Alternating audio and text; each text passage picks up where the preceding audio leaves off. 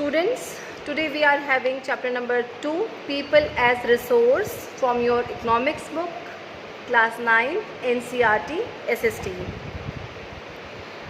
Chapter's name is People as Resource, Human as Resource. Chapter को start करने से पहले हमें पता होना चाहिए कि रिसोर्स क्या होता है, रिसोर्सेज क्या होते हैं. रिसोर्स का हिंदी मीनिंग है संसाधन. Resource means a thing which is available for somebody to use. Means अगर हम इजी वर्ड में बात करें तो हमें अगर कोई भी काम करना है तो हम किसी रिसोर्स के बिना उस काम को नहीं कर सकते. ट्रैवलिंग के लिए हमें रिसोर्स चाहिए, जैसे कि कार या बस, ट्रेन एक्सेट्रा. इवन हमें अगर राइटिंग करनी है, अगर हमें कुछ लिखना है तो हमें कुछ रिसोर्स चाहिए. रिसोर्स क्या होगा राइटिंग में? पेन और pencil etcetera. Now your chapter begins with people of country is an asset for the economy. किसी भी कंट्री के जो लोग हैं, जो ह्यूमन बीइंग है, जो पॉपुलेशन है, वो उस कंट्री के लिए इकोनॉमी को बढ़ाने के लिए, इकोनॉमिक्स को बढ़ाने के लिए असेट है, प्रॉपर्टी है. In economic aspect every human is a human capital. Investment is medical care, training, education etcetera. अगर हम इकोनॉमिक व्यू से देखते हैं, अगर हम इकोनॉमिक आस्पेक्ट से देखते हैं, तो आपको ये पता चलेगा कि हर ह्यूमन एक ह्यूमन कैपिटल है, जहाँ पे हम जितना भी इन्वेस्ट करेंगे उतना वो रिटर्न बैक देगा. जैसे हम नया कोई बिज़नेस स्टार्ट करते हैं तो हम जितना उसमें इन्वेस्टमेंट डालेंगे उतना हमें प्रॉफिट मिलने की संभावना बढ़ जाती है. जितना हम पढ़ते हैं उतना मार्क्स आने की संभावना बढ़ जाती है. वैसे ही ह्यूमन है, वैसे ह्यूमन और या पीपल हैं, उनके ऊपर जितना आप इन्वेस्ट करोगे उतना वो आपको रिटर्न की गारंटी देंगे. इन्वेस्टमेंट क्या करना है आपने अपनी पॉपुलेशन में? Investment can be a kind of medical care और ट्रेनिंग और education etcetera etcetera. People as resource means productive skill and ability of working people. अगर हम पीपल एज रिसोर्स की बात करते हैं तो यहाँ पर वो स्किल हमें बढ़ाने हैं जो कि प्रोडक्टिव स्किल हो, प्लस मनुष्य की काम करने की क्षमता हो.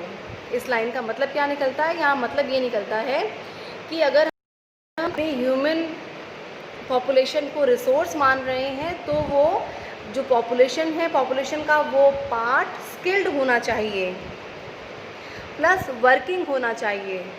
नॉन वर्किंग पीपल को और जो लोग काम करने की इच्छा नहीं रखते, अनस्किल्ड होते हैं, उन लोगों को हम रिसोर्स नहीं मान सकते.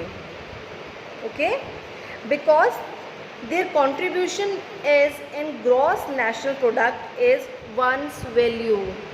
हमारी जो भी वैल्यू है, हम जितना भी काम करते हैं, ये काम हमारा ग्रॉस नेशनल प्रोडक्ट में काउंट होता है, में इंक्लूड होता है. ऐसे ही this is good that we are having a large population, है ना. We have lots of resources. हमारे पास बहुत सारे रिसोर्सेज हैं. अगर आप अपने आसपास देखते हो, आपने क्लास 8 तक पढ़ा है कि we have lots of resources. कैसे? जैसे कि लैंड है, एयर है, मिनरल्स हैं, वाटर है. उसी की तरह हम यहाँ पढ़ रहे हैं कि ह्यूमन भी है, जो मैन है वो भी एक रिसोर्स है. इसलिए ये अच्छा है कि हमारे इस पॉइंट ऑफ व्यू से हम ये अच्छा मानेंगे कि हमारे यहाँ पे लार्ज पॉपुलेशन है, हमारी कंट्री में लार्ज पॉपुलेशन है. आगे आप एक वर्ड यहाँ पढ़ते हैं कि human capital formation. Page number 16 पे सेकंड पैराग्राफ में यहाँ एक वर्ड है ह्यूमन कैपिटल इंफॉर्मेशन.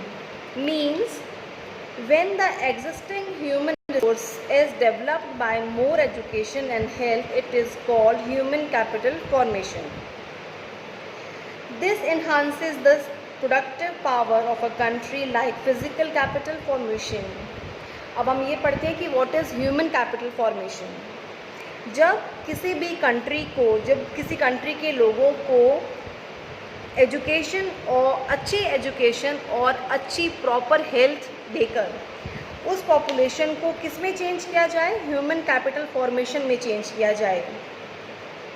मीन्स वो ह्यूमन हमारी कैपिटल मानी जाएगी, वो ह्यूमन एक कंट्री की प्रॉपर्टी मानी जाएगी, जो कि अपने विषय में, अपने एरिया में एक्सपर्टीज़ हैं, जो कि मनी वाइज, एक्सपीरियंस वाइज या अपनी वर्किंग कैपेसिटी से अपने आप को एक रिसोर्स बना लेते हैं।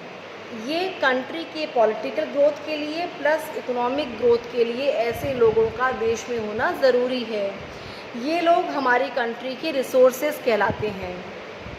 एक सिंपल इंसान जिसको एजुकेशन के द्वारा, ट्रेनिंग के द्वारा, बेटर मेडिकल कंडीशंस के द्वारा रिसोर्स में चेंज कर दिया जाए, यहाँ हम वो पढ़ेंगे, वो प्रोसेस पढ़ेंगे। आगे इन्वेस्टमेंट इन ह्यूमन कैपिटल, चाहे वो ह्यूमन कैपिटल में इन्वेस्टमेंट हम कैसे करेंगे, in the form of education, in the form of training और in the form of medical care. हम जानते हैं, ये कॉमन चीज़ है कि किसी भी चीज़ में हम जितना इन्वेस्टमेंट डालेंगे वो उतना ही बेटर रिटर्न देगी। जितना हम पढ़ेंगे उतना ही बेटर रिज़ल्ट आएगा हमारा। जितना हम अच्छे से कुकिंग में टाइम देंगे, हमारी कुकिंग उतनी ही अच्छी होती जाएगी। या हम गेम्स में भी ऐसा ही है, अगर आप स्पोर्ट्स पे ज़्यादा टाइम लगाओगे तो आप एक अच्छे स्पोर्ट्स पर्सन बन जाओगे। तो ऐसा ही है, अगर हम ह्यूमन कैपिटल में अच्छे से इन्वेस्टमेंट करेंगे तो they gives us a result just like any other investment. Like any other investment, this can be seen directly that higher productivity of the more educated or the better trained person as well as the higher productivity of healthier people. Means किसी भी आप directly देख सकते हो कि अगर कोई भी आदमी है, एक तो आप दो आदमी को कंपैरिजन करो, एक इलिटरेट है और एक अच्छे से लिटरेट है। जो लिटरेट आदमी है, अगर उसकी हेल्थ कंडीशंस भी अच्छी हैं, अगर किसी आदमी को आपने एजुकेशन और हेल्थ एनवायरनमेंट बहुत अच्छा दिया है, तो वो इंसान अपनी जितनी भी एजुकेशन है, जितनी भी उसकी अच्छी हेल्थ है, उसके द्वारा, उसकी हेल्प से वो अच्छे से कमा पाएगा, उसका थिंकिंग प्रोसेस बहुत अच्छा होगा, प्लस वो एक बेटर ह्यूमन बीइंग होगा। Society gains from educated and healthier people by two ways. दो तरीके से सोसाइटी को एजुकेटेड और हेल्दी पीपल से वापस रीगेन मिलता है। Plus first is they get higher income, high profits. Second is human capital is superior to other resources like land and physical capital. Human resource can make use of land and capital. They itself cannot use on its own. Second फ़ायदा इसका ये है कि जो बाकी resources हैं उनको use करने के लिए कोई ना कोई चाहिए। तो जैसे लैंड है या एयर है या वाटर है, उसको लैंड, एयर या वाटर खुद नहीं यूज़ कर सकते, उनको यूज़ करने के लिए ह्यूमन बीइंग का होना ज़रूरी है। और अगर वो ह्यूमन बीइंग लिटरेट है, हेल्दी है, तो उन सब रिसोर्सेज को वो अच्छे से यूज़ कर पाएगा। चैप्टर के आगे हम देखते हैं कि फ्रॉम लास्ट डिकेड्स, हम काफ़ी डिकेड से अपनी बढ़ती हुई पॉपुलेशन को एक जिम्मेदारी मानते हैं, ना कि एक असेट। हमें ये सोचना चाहिए कि हमारी जो बढ़ती हुई पॉपुलेशन है वो हमें किस तरीके से फ़ायदा दे सकती है। हमारी population is not a burden for the economy. We can turn into a productive asset by investment in human capital, by spending on education and health.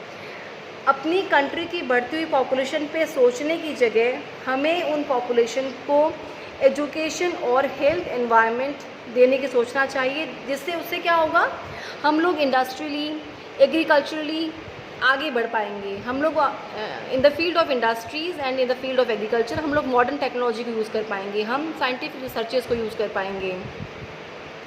और ऐसी बहुत सी फील्ड हैं जहाँ पे हम पढ़ लिखने के बाद में अपनी स्टडीज़ को अपने काम में यूज़ कर सकते हैं। तो आपके पास में दो एग्जाम्पल हैं यहाँ पर, एक है story of Sakal and story of विलास।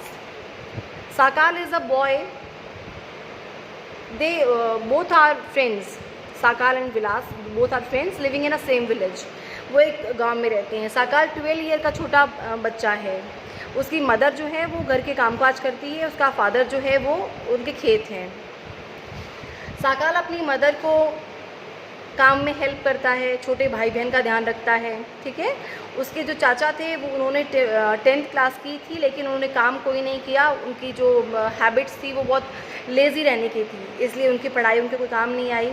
लेकिन जो साकाल के पेरेंट्स थे वो हमेशा चाहते थे कि साकाल पढ़ लिख कर अच्छा लाइफ जी सके। तो उन्होंने अपने बेटे को विलेज स्कूल में भेजना स्टार्ट किया।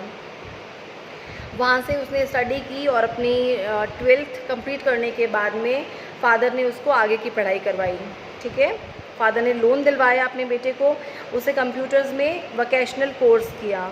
नाउ जो साकाल है वो स्टडीज़ में बहुत अच्छा था और प्लस उसने अपने एंथुजियाज़म के साथ बहुत अच्छे से हार्ड वर्क के साथ में उसने अपना कोर्स कंप्लीट किया। कुछ टाइम के बाद में उसको एक प्राइवेट फर्म में जॉब मिल जाती है। अब वो नए नए सॉफ्टवेयर डेवलप कर रहा है और अपनी फर्म के सेल को बढ़ाने में बहुत काम कर रहा है। तो उसके बॉस ने उसको उसके अच्छे काम के लिए प्रमोशन दिया, ठीक है।